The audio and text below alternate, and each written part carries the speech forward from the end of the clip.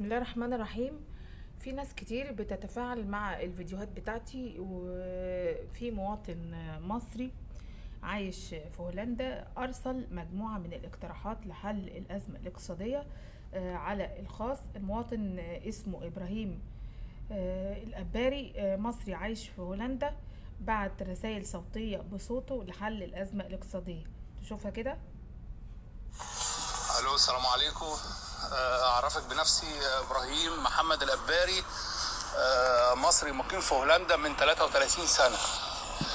انا اعجبت بالفيديوهات بتاعتك، وانك انت بتقولي الحقيقه وتعرفي الناس الحقيقه واللي هم مش شايفينه، ودي حاجه كويسه جدا. فانا معجب بفيديوهاتك جدا وبافكارك كويسه وما شاء الله عليك يعني. بس انا في حاجات يعني في افكار في دماغي يعني كتير قوي، وعايز اخرجها بصراحه، بس ما فيش مجال يعني. فانا ممكن اقول لك عليها وانت تقوليها باسلوبك يعني وكده.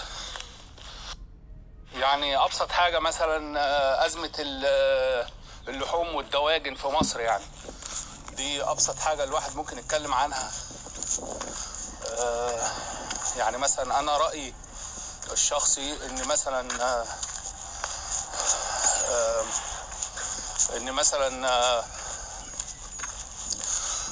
ان على كل نص شارع في مصر تلاقي محلات الشاورما معلقين 3 سياخ شاورما. كل سيخ 900 كيلو، تضرب في 3 يعني 2700 كيلو لحمه وفراخ، غير الفراخ المشويه وكده يعني، غير اللي في الديب فريز والمخازن يعني، فاهمه؟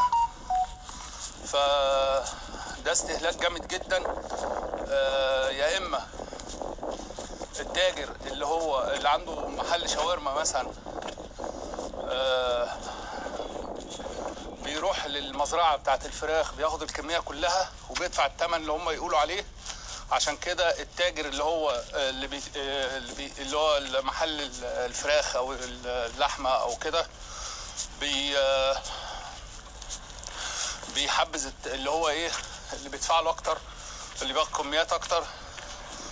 فيا اما الدوله تعمل مذابح فراخ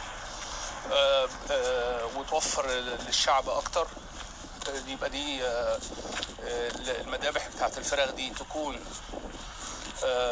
للشعب، ممنوع عليها تبيع لاصحاب المطاعم. يا اما المزارع الموجوده تطلع كميه محدوده بس لاصحاب المطاعم.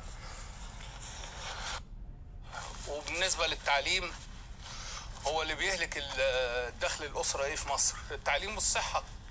ده اللي بيهلك دخل الاسره في مصر، ناهيك عن الفواتير الكهرباء والغاز والميه والحاجات دي. فاحنا نمسك الحاجه الرئيسيه اللي هي التعليم والصحه. ان ليه الدوله ما تمسكش الموضوع ده في ايديها وتتحكم فيه؟ يعني مثلا انا رب اسره، عندي مثلا ولد وبنت، بدفع لهم مثلا 2000 جنيه دروس خصوصيه ومصاريف مدارس وكتب وحاجات من دي. فانا هعمل ايه كدوله يعني؟ لا، اقول له بدل ما تدفع 2000 جنيه دروس خصوصيه، انا اخد منك 500 جنيه في الشهر. وال 500 جنيه كدوله هعمل بيهم ايه؟ اعلي مرتب الاستاذ وامنع الدروس الخصوصيه خالص. هتتمنع خالص الدروس الخصوصيه. والاستاذ اللي هياخد مرتب عالي بدل ما ياخد مثلا 4000 جنيه، لا اديله 10000 جنيه. واللي هيتظبط بيعد دروس خصوصيه هيترفد. واطور المدارس والتعليم. ونفس الفكره برضو بالنسبه للتامين الصحي. التامين الصحي يعني مثلا اسره مكونه من 4 افراد، انا هاخد منها مثلا 500 كل شهر برضو.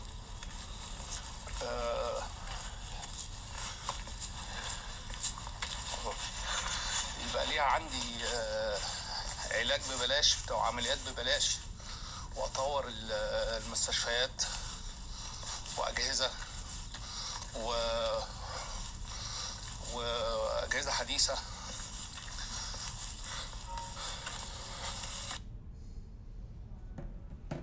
احنا سمعنا رأي مواطن مصري في حل كل الأزمات. يا رب انتوا كمان تسمعوا وتستفيدوا.